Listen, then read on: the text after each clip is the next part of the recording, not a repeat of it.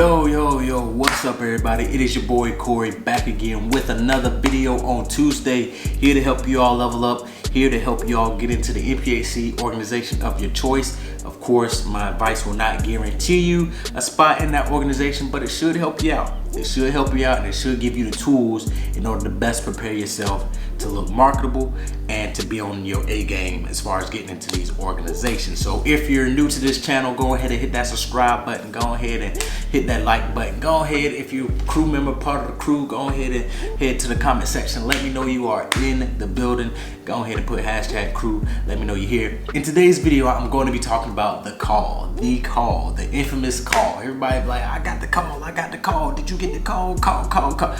So I'm explaining what the call is, and maybe this can help you all out as far as understanding, because some people ask me, what is the call, or how do you get the call, what does it mean?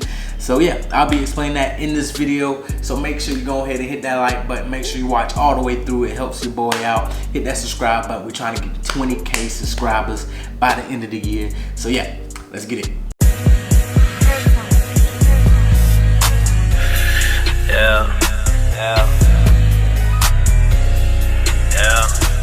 Alright, so whenever you express interest in an Nphc organization, you will have to go to a IG meeting, interest gathering, or some call it rush for sororities or whatever. At that meeting, you will learn about the organization, they will go over their experiences. It's really a time for you to get to know the organization, what they're about, and their chapter, and get to know some of their members. So they'll go over various things for you in order for you to get more education on what they have going on or what they're trying to accomplish on campus, in the world, or whatever. At that IG meeting, some organizations will say, hey, everybody at this IG meeting will get an application.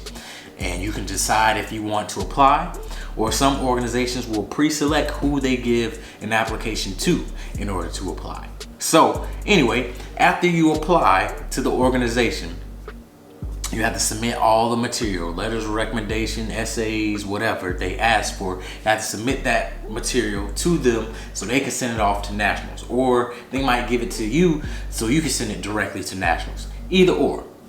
Once nationals get that packet, that application, they will go through it to make sure everything is well, you got the grades, you're looking good, boom, boom, boom, there's no conflicts. And then they will give the go-ahead to the chapter, excuse me, they will give the go-ahead to the chapter to be like, hey, this looks like a great candidate.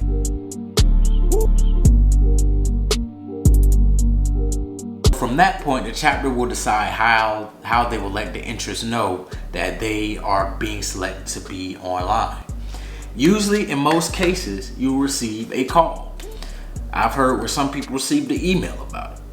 That's kind of weird to me, but most time you will receive a call. So what the call is, it's pretty much a call that you've been waiting on for a while probably. That call will let you know like, hey, you're being selected to partake in the intake process, and this and this and this and that will be happening, so be prepared to be meeting with us on this date at this time. Everybody always like, the call, I got the call, I'm so happy I got the call. That's why, because the call is saying you made it online. That's what the call is for. Whenever you submit that application, make sure you answer any unknown numbers. I'm gonna tell you that now. You don't want to miss the call.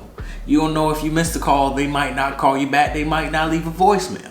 So I would say answer any unknown numbers at any time of the day. Just answer, just answer and or call back any number, any unknown number, because you just never know. And most likely you probably don't have their number saved in your phone, so you just need to make sure you're on your P's and Q's so you don't miss this call. Now, when you get the call, it's not always going to be instant. A lot of people think, oh, I got the call, so that means tomorrow the intake process is going to start.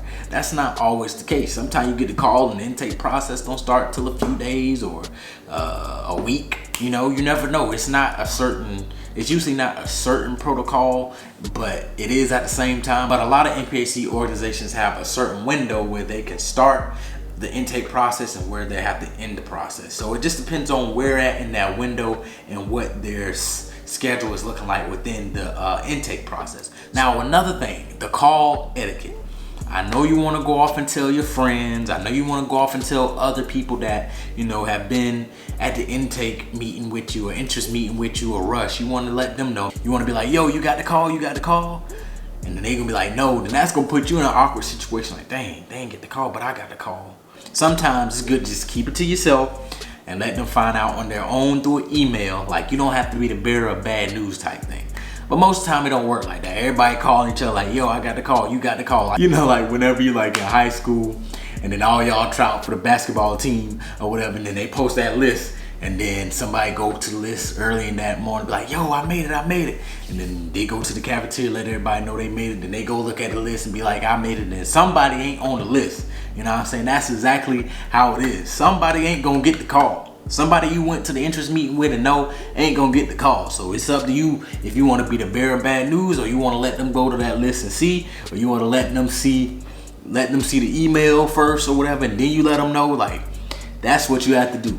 That's the way I would go about it, but not everybody go about it like that. You know what I'm saying? People be ready to say, hey, I got that call. You know, I got that call. I don't care if you ain't got that call, but I got that call. So whenever you're talking with them on the phone, and you hear the good news, don't be overly excited. It's great to be, you know, excited, but not overly excited. Just like if you get a job offer. Whenever somebody offers you a job and they're like, yeah, you getting this such and such salary, you're gonna have these benefits, the start date, this and that. You won't be like, oh my gosh, really? Oh God, yo, like, nah. You know, keep it cool, be happy, but keep it cool. Like, don't overly act happy. You know what I'm saying? Act, you know, appreciative and happy, but don't overdo it. What I'm about to say is real. When you get this call, that does not automatically mean you're going to make it to initiation. It just means you're being put online or you're starting the intake process. That does not mean that you can be like, oh, I'm a member now. Oh, I'm about to be a member of such and such organization. I got the call. Nah, the call is just letting you know that you are being put online or through the intake process, and you still have to make it to initiation to officially become a member. Don't get it twisted. Do not get it twisted. You know what I'm saying? That's not what this is. You will know when you officially become a member. That call don't make you officially a member. I shouldn't be saying this, but I know how some of my subscribers are very naive and very don't have no idea what be going on. So I'm just trying to prep you for that, just in case.